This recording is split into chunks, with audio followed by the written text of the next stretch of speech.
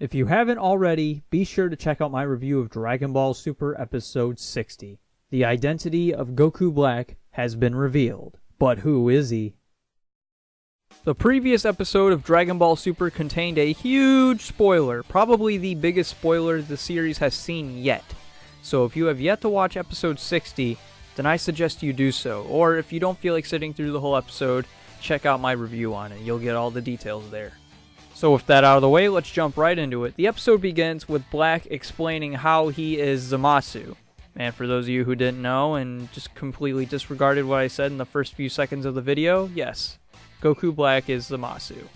Now, I wasn't a fan of the idea at first, but after hearing it explained, it makes a bit more sense, honestly, and I don't hate it as much as I used to, but I'm still not 100% a fan of the idea. Basically, Black swapped his mind into Goku's body, or should I say Zamasu. This confuses Goku because he's wondering, well, if you're Zamasu, then who's the other guy here that looks like Zamasu?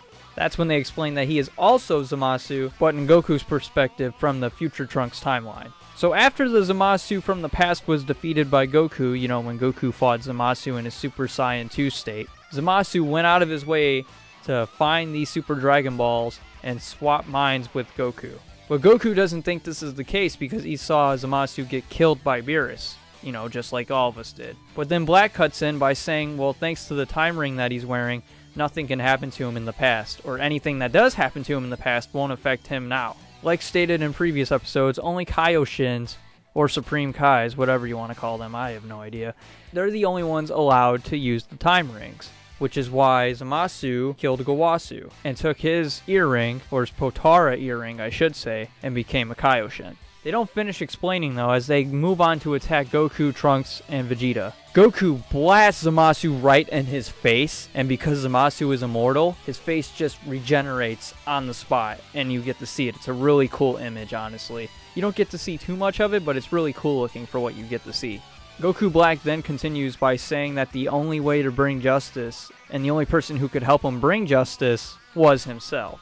So Future Zamasu in his timeline also started to have disgust towards Gowasu because, you know, the whole, oh, you have to deal with immortals bullshit, you know. Black ended up using his time ring to come to that timeline. He killed Gowasu himself, and then he aligned himself with that Future Zamasu. They teamed up, found the Super Dragon Balls, made Future Zamasu immortal, and then they actually destroyed the Super Dragon Balls. And how they got the Super Dragon Balls was that they went forward a year using the time rings. They even went out of their way to kill every single god. Every single god throughout the universes. That's a lot of gods. And they did this just so they can secure their Zero Mortals plan. And obviously, you already know what a Zero Mortals plan is. It says what it is right in the name. Once they bring up the Zero Mortals plan, the fight continues, but then Goku ends up being separated from Trunks and Vegeta, and Future Zamasu corners him. Basically looks over at Black and says, so, do you want to tell him what you did? And Black's like, well, alright then, I guess I have no other choice. So right after Zamasu switched his body with Goku, he went to Goku's location where Goku was farming with Goten and Chi-Chi there. And, you know, they're all confused because they're like, wait, Dad, is that really you? Or, you know, honey, is that you? Because out of nowhere, he gets the body of Zamasu and he's just like, what the heck's going on? Here comes Zamasu in Goku's body. He arrives right there on Earth, kills Goku in front of Chi-Chi and Goten, and then he slaughters Chi-Chi and Goten. I couldn't believe it. He actually did that. I could not believe that. I'm still in awe as to that, like, being something that actually happened. I can't believe it.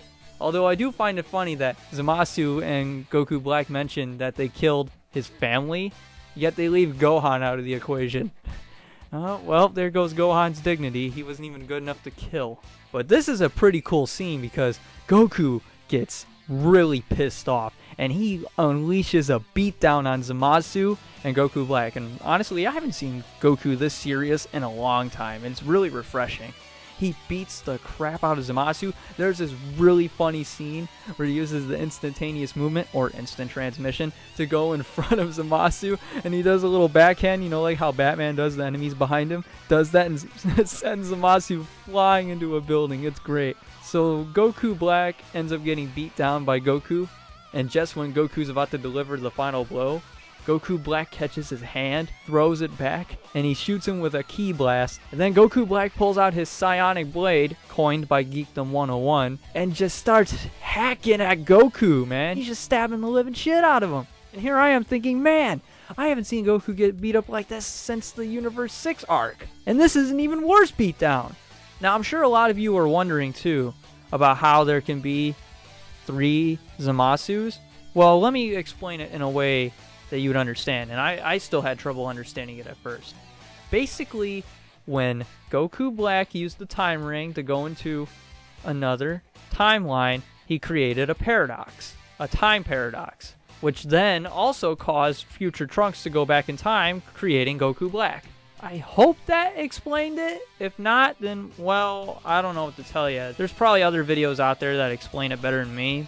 I'd say your best bet's Geekdom 101. I still had trouble wrapping my brain around it, to be honest. So Goku ends up being outmatched by Goku Black. Trunks and Vegeta are about to fight Goku Black and Zamasu, but then Trunks tells Vegeta that he wants to fight Black on his own. And then he tells Vegeta to take on Zamasu. Trunks says he is very disgusted with the fact that Zamasu would use Goku's body to kill people, but then Zamasu and Goku Black both retort by saying they're disgusted at the sins that Trunks has caused. Had Trunks, according to them, not gone back in time and gave Goku the medicine for the viral heart disease, then there wouldn't have been a Goku Black. Had Trunks just let Goku die and let time continue, Goku Black wouldn't exist. So in a way, the way they're pointing out is that all of this is Trunks' fault. And they begin beating down on Trunks, and he just keeps getting beat down and beat down. And then finally, his anger boils over. There's a yellow aura into the sky. Trunks is screaming, yelling, he's getting really buff. But then he slims back down. When he was getting buff, it reminded me of that Ultra Super Saiyan transformation from the Cell Saga. Ultra Super Saiyan, the fan name for it. The easiest one to remember, if you ask me. But instead of getting bulky, he slimmed back down. And we see the sight, and oh my god, it was pretty badass. Because he starts walking, there's loud thumps. Like, he takes a step, boom. Takes a step, boom. And he looks at Black and he says, "I will be the one to kill you." And that's how the episode ends. Overall, it was pretty damn good. I'm not gonna lie, it was really suspenseful. There was a lot of twists and turns, and that's what makes a good episode. There were a few times where the animation seemed off, but overall, it wasn't too distracting. Man, Zamasu, though, he's a real scumbag after revealing what he did to Goten and Chi-Chi. What a dickhead, and I can't wait to see what happens to him. And by Zamasu, I mean Goku Black, because he's the one that killed Goten and Chi-Chi. But yeah, overall, this was a very tense episode, other than the timeline stuff that just made Dragon Ball more convoluted than it needed to be. But overall, it was a good episode, and if you haven't watched it, I recommend that you do, but I would say watch episode 60 first, or at least the ending of episode 60, before you jump into this one. But yeah, I look forward to the next one. This is Gojira 2012, saying farewell for now.